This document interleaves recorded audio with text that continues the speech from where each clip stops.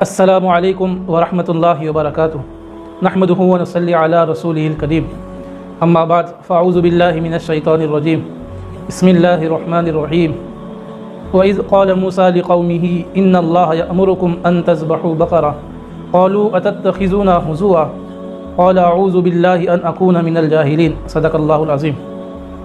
محترم ناظرین حضرات، رمضان چونکہ شروع ہو چکا ہے، یہ رمضان اللہ رب العزت آپ کو، پوری امت مسلمہ کو مبارک کرے، خیر و برکت والا بنائے۔ جیسا کہ گزشتہ سال بھی ہم نے کچھ تفسیر قرآن دریا درس قرآن ہمارے اس چینل کے ذریعے سے شیئر کیا تھا، ابھی اس سال بھی جو ہے انشاءاللہ کوشش کی جائیں گی کہ جو تراویح کے اندر قرآن مجید پڑھا جاتا ہے اس کا مختصر خلاصہ آپ کے سامنے پیش کیا جائے۔ بس میں اللہ سے اس کام پر مدد اور توفیق مانگتا ہوں، اس لیے کہ چھوٹے سے چھوٹا کام یہ اللہ رب العزت کی توفیق کے بغیر ممکن نہیں ہے۔ ویسے درس قرآن اللہ کے فضل سے فجر بعد ہماری مسجد میں بھی ہوگا، ایک دوسری مسجد میں عصر بعد جہاں میں ہمیشہ کرتا ہوں وہاں پر بھی ہوتا ہے۔ تو یہ درس قرآن یا تفسیر قرآن، ہم اس کو ویسے خاص تفسیر قرآن بھی نہیں کہہ سکتے، ایک مختصر ترجمہ مطلب یا تراویح کا خلاصہ کہہ سکتے ہیں، اس لیے کہ درس قرآن یا تفسیر قرآن یہ بہت بڑی چیز ہے، اور اس کے لیے نحو، صرف، تفسیر، حدیث، فقہ، بہت سارے علوم کی گہرائی یہ بہت ضروری ہے۔ تو اس سے قطع نظر کرتے ہوئے میں مختصر آپ کے سامنے ایک آیت کا مطلب ترجمہ آپ کے سامنے رکھتا ہوں، اور گویا کہ تراویح کا ایک مختصر خلاصہ یہ آپ کے سامنے روزانہ انشاءاللہ رمضان بھر پیش کیا جائے گا۔ اگر آپ نے چینل سبسکرائب نہیں کیا ہے تو اس کو سبسکرائب بھی کریں، اور بھی لوگوں تک زیادہ سے زیادہ اس کو شیئر کریں۔ قرآن پڑھا تو جاتا ہے، سنا تو جاتا ہے، لیکن مسلمان اس کو سمجھنے کی کوشش بالکل بھی نہیں کر رہے ہیں، اسی کے لیے مختصر ایک کوشش ہے ہماری، تو اس کو شیئر بھی کریں زیادہ سے زیادہ۔ تو آج کی تراویح کے اندر اللہ تعالیٰ کے فضل سے قرآن مجید پڑھا گیا، 100واں پارہ اس میں مکمل ہوا۔ سورہ بقرہ ہم جانتے ہیں، سورہ فاتحہ کے بعد سورہ بقرہ یہ سورت ہے، تو 100واں پارے میں سورہ بقرہ کی 176 آیتیں ہوتی ہیں، تو یہ تلاوت کی گئی۔ اب قرآن مجید ہم سب جانتے ہیں سورہ فاتحہ سے ابتدا ہے، اسی لیے نام بھی اس کا سورہ فاتحہ ہے، اسی کے متعلق مختصر یہ قرآن کی سب سے پہلی سورت ہے، قرآن کی بھی ابتدا اس سے ہے، اور نماز کی بھی ہم ابتدا اسی سے کرتے ہیں۔ یہ بہت جامع اور اہم صورت ہے، بے شمار فضیلتیں بھی اس کی آئی ہے، اور 7 آیتیں اس کے اندر ہے بسم اللہ کو شمار کرتے ہوئے۔ ان آیتوں کے اندر، پہلی 3 آیتوں کے اندر اللہ رب العزت کی تعریف اور حمد و ثنا بیان کی گئی ہے، اور بعد کی 3 آیتوں کے اندر یہ بندہ اللہ تبارک و تعالیٰ سے دعا مانگ رہا ہے، گویا اللہ رب العزت بندے کو مانگنا بھی سکھا رہے ہیں۔ یہ آیت اتنی عام ہے کہ یہ گویا کہ قرآن مجید کا متن ہے، اور باقی پورا قرآن آگے اس کی شرح ہے۔ سورہ فاتحہ کا نام سورہ شفا بھی آیا ہے، اس کے اندر اللہ رب العزت نے شفا رکھی ہے۔ اب اس کے تفسیری نکات تو بہت سارے ہیں جس کے لیے کافی وقت درکار ہے، ہم مختصر آگے چلتے ہیں۔ اب جو اس کے بعد سورہ بقرہ کی تلاوت کی گئی، سورہ بقرہ شروع ہوتی ہے، اس کے اندر 286 آیتیں ہیں سورہ بقرہ کے اندر۔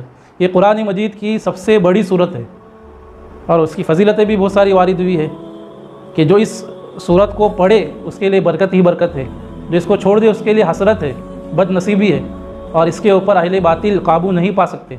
اسی سورت کے اندر آیت الکرسی جو قرآن مجید کی ایک بہت زبردست آیت ہے، افضل آیت ہے، یہ سورہ بقرہ کے اندر ہی موجود ہے۔ یہ سورہ بقرہ ویسے بہت ساری فضیلتیں اس کی ہے، اور اس کے اندر جو مضامین ہے تو اجمالی طور پر اگر دیکھا جائے تو 3 طرح کے مضامین پر مشتمل ہے۔ ایک تو اللہ تعالیٰ کی وحدانیت، اس کے رب ہونے کا بیان، ایک مضمون اس کے اندر یہ ہے، اور پھر اللہ تعالیٰ کا مستحق عبادت ہونا، اس کا بیان، یعنی اللہ ہی عبادت کے لائق اور قابل ہے۔ اور پھر تیسرا مضمون طلب ہدایت، اللہ سے ہدایت طلب کرنا۔ تو یہ 3 طرح کے خاص مضمون ہے، اور اس کے علاوہ جزئیات اس کے بہت سارے۔ ابن عربی رحمۃ اللہ علیہ فرماتے ہیں کہ سورہ بقرہ کے اندر 1000 احکامات، 1000 نہیں 1000 حکمتیں، 1000 خبریں، قصص وغیرہ، تو اتنی جامع صورت ہے یہ۔ اب اس کو اگر ہم بیان کرنے لگیں گے اس کے ایک نکات پر تو کافی وقت درکار ہے۔ بہرحال اس کی ایک آیت جو ابھی میں نے تلاوت کی، وَإِذْ قَالَ مُوسَىٰ لِقَوْمِهِ إِنَّ اللَّهَ يَأْمُرُكُمْ أَن تَذْبَحُوا بَقَرَةً، کہ وہ وقت یاد کریے جب موسیٰ علیہ السلام نے اپنی قوم سے کہا کہ اللہ تمہیں حکم دیتا ہے کہ تم ایک گائے کو ذبح کرو۔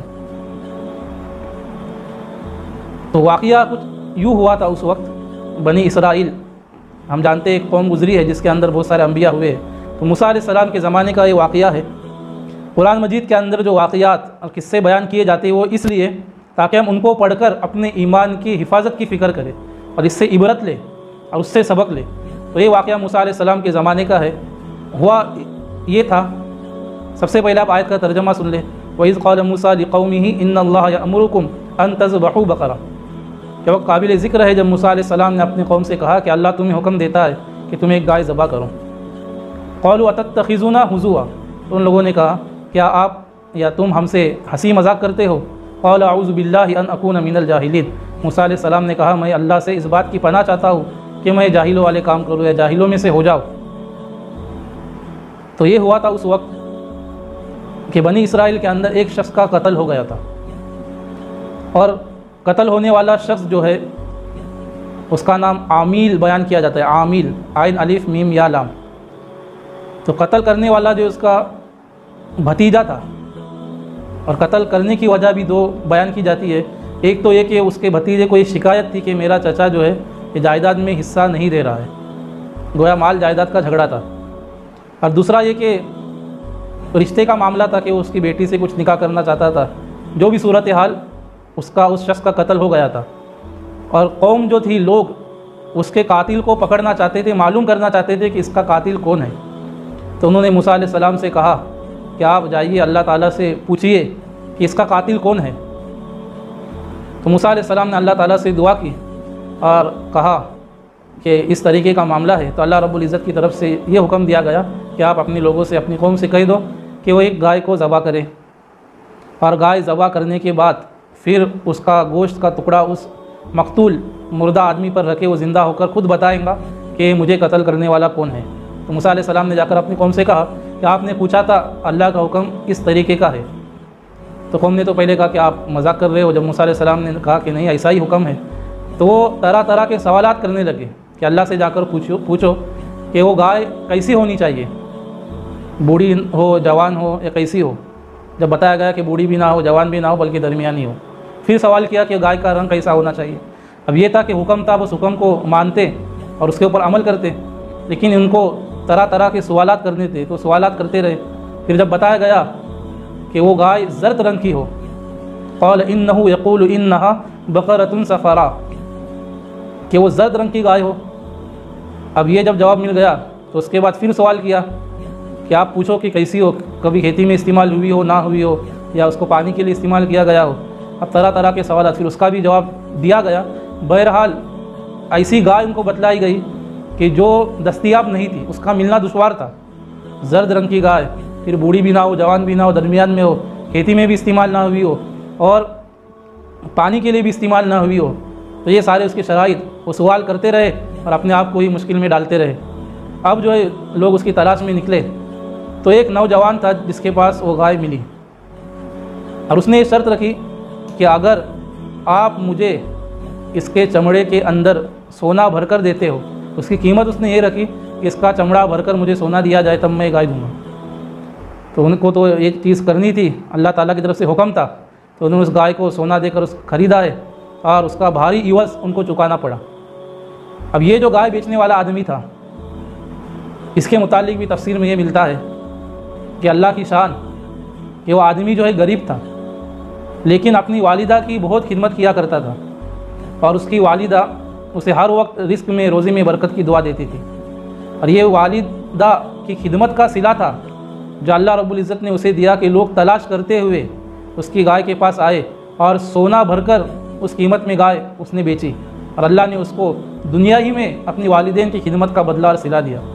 تو اس میں یہ سبق بھی ہے کہ ایک تو یہ کہ جو اللہ کا حکم دیا جا رہا ہے، اگر دل دماغ میں سمجھ میں آ رہا ہو، نہ آ رہا ہو، تب بھی اس کے اوپر عمل کیا جائے، اس پر عمل کرنے میں خیر و برکت ہے۔ دوسرا ہے کہ جو والدین کی خدمت کرتا ہے، اللہ رب العزت دنیا میں ہی اسے بہترین بدلہ عطا فرماتے ہیں۔ تو ایک مختصر آیت تھی جس کے بارے میں کچھ باتیں میں نے آپ کے سامنے رکھی ہے۔ ہم جو کوشش کریں کہ ہم اپنے والدین کی خدمت کریں، بڑوں کی عزت کریں، دنیا ہی میں اللہ رب العزت اس کے اچھے ثمرات، برکات، رزق میں کشادگی اور یہ ساری چیزیں جو ہمیں عطا فرماتے ہیں۔ تو آج کی تراویح کا مختصر خلاصہ تھا، 176 آیت پر 1.25 پارہ مکمل ہوتا ہے، ذالک بأن اللہ نزل الکتاب بالحق وإن الذین اختلفوا فی الکتاب لفی شقاق بعید۔ یہ آخری آیت تھی آج کی تراویح کی۔ کل جو اس کے آگے جو ہے پڑھا جائے گا سوا پارہ، اس کا مختصر خلاصہ بھی ہم آپ کے سامنے پیش کرتے رہیں گے۔ اللہ رب العزت جو ہے ہمیں قرآن کو صحیح پڑھنے کی، صحیح سننے کی اور اس کو سمجھ کر اس پر عمل کرنے کی توفیق عطا فرمائے۔ وآخر دعوانا ان الحمد للہ۔